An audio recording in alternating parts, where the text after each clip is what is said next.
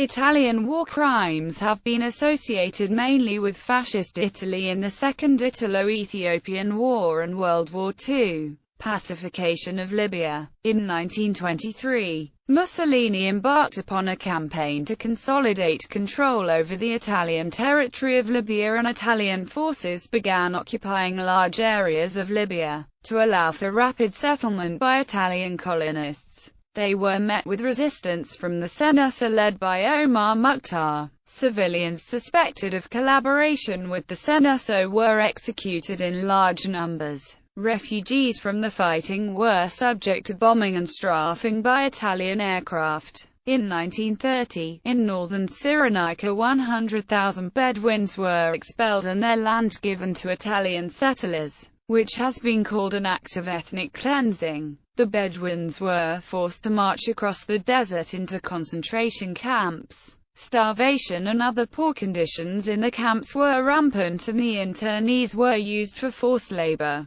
ultimately leading to the deaths of nearly 40,000 internees by the time they were closed in September 1933. Second Italo-Ethiopian War. During the Second Italo-Ethiopian War, Italian violations of the laws of war were reported and documented. These included use of chemical weapons such as mustard gas and attacks on Red Cross facilities. During the 1936 to 1941 Italian occupation, atrocities also occurred. In the February 1937 Yekaterinburg 12 massacres, as many as 30,000 Ethiopians may have been killed and many more imprisoned as a reprisal for the attempted assassination of Viceroy Rodolfo Graziani. Thousands of Ethiopians also died in concentration camps such as Danana and Nokra. World War II. The British and American governments, fearful of post-war Italian Communist Party, effectively undermined the quest for justice by tolerating Italy's efforts made by its top authorities to avoid any of the alleged war criminals to be extradited and taken to court. Filippo Focardi, a historian at Rome's German Historical Institute,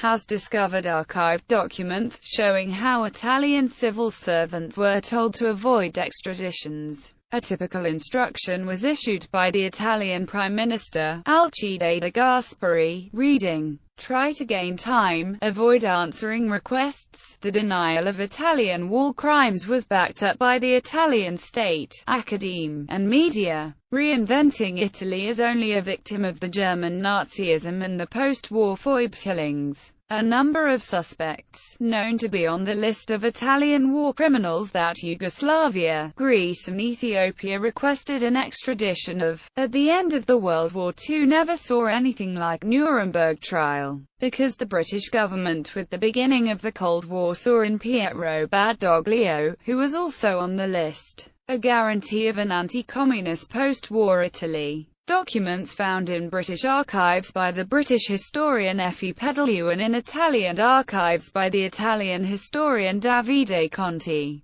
pointed out that the memory of the existence of the Italian concentration camps and Spanish war crimes had been repressed due to the Cold War. The province of Ljubljana saw the deportation of 250,000 people, which equaled 7.5% of the total population. The operation, one of the most drastic in Europe, filled up many Italian concentration camps, such as Rab, Gonars, Monaco, Renici di Anghiari and elsewhere. The survivors received no compensation from the Italian state after the war. In early July 1942, Italian troops operating opposite Fiume were reported to have shot and killed 800 Croat and Slovene civilians and burned down 20 houses near Split on the Dalmatian coast. Later that month, the Italian Air Force was reported to have practically destroyed 4 Yugoslav villages and killed hundreds of civilians in revenge for a local guerrilla attack that resulted in the death of 2 high-ranking officers.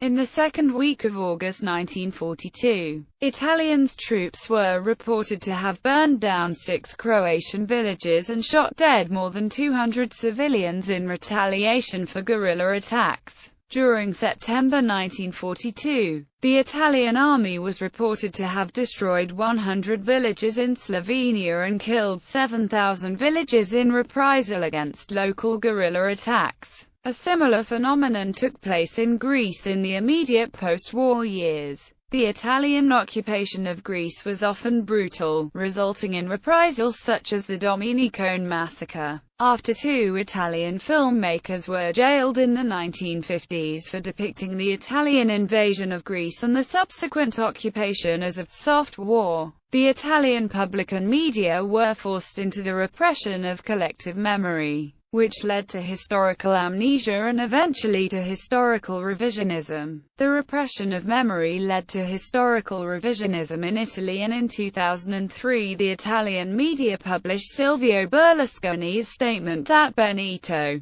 Mussolini only used to send people on vacation. List of Italian war criminals. This is a working list of Italian high-ranking military personnel or other officials involved in acts of war. It includes also such personnel of lower rank that were accused of grave breaches of the laws of war. Inclusion of a person does not imply that the person was qualified as a war criminal by a court of justice. As noted in the relevant section, very few cases have been brought to court due to diplomatic activities of, notably, the government of the United Kingdom and subsequent general abolition. The criterion for inclusion in the list is existence of reliable documented sources. Benito Mussolini. In 1936, during the Second Italo-Ethiopian War, Mussolini ordered the manufacturing, purchase of hundreds of tons of ypirite, phosgene and fire munitions in the form of aerial bombs and artillery and mortar shells.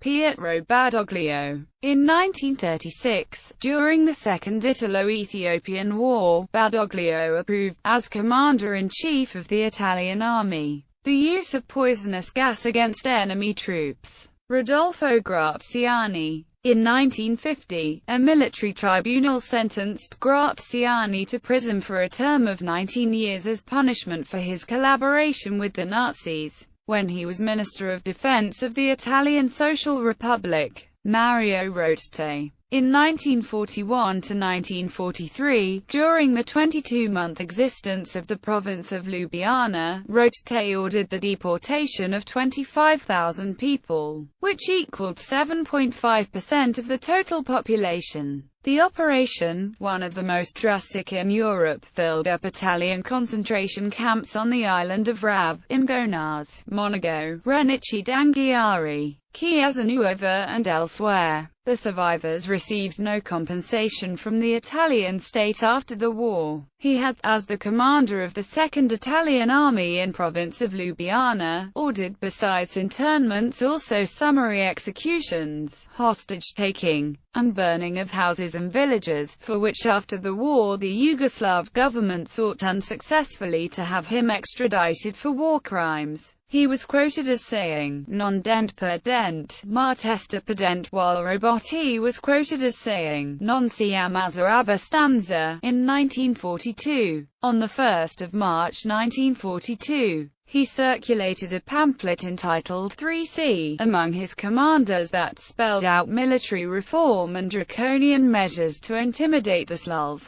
populations into silence by means of summary executions, hostage-taking, reprisals, internments and the burning of houses and villages. By his reckoning, military necessity knew no choice, and law required only lip service. Rotte's merciless suppression of partisan insurgency was not mitigated by his having saved the lives of both Serbs and Jews from the persecution of Italy's allies Germany and Croatia. Under his watch, the Second Army's record of violence against the Yugoslav population easily matched the German, tantamount to a declaration of war on civilians. Rotte's 3C pamphlet involved him in war crimes. One of Rotte's soldiers wrote home on July 1, 1942, "We have destroyed everything from top to bottom without sparing the innocent. We kill entire families every night, beating them to death or shooting them," as noted by Minister of Foreign Affairs in Mussolini government.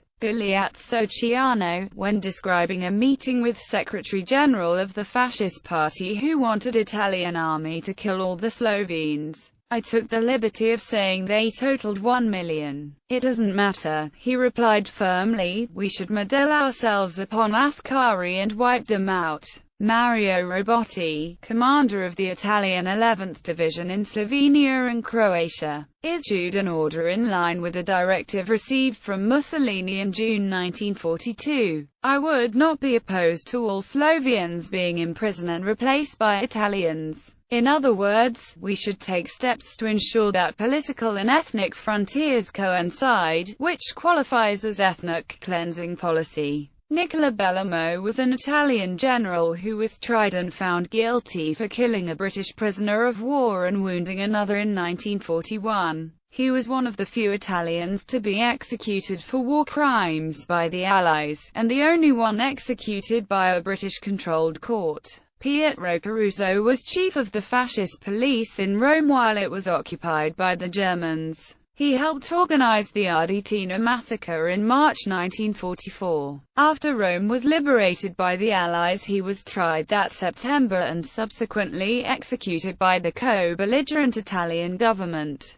Guido Buffarini Guida was the Minister of the Interior for the Italian Social Republic. Shortly after the end of the war in Europe, he was found guilty of war crimes and executed by the co-belligerent government. Pietro Koch was head of the Banda Koch, a special task force of the Corpo di Polizia Repubblicana dedicated to hunting down partisans and rounding up deportees. His ruthless extremism was cause for concern even to his fellow fascists, who had him arrested in October 1944. When he came into Allied captivity, he was convicted of war crimes and executed.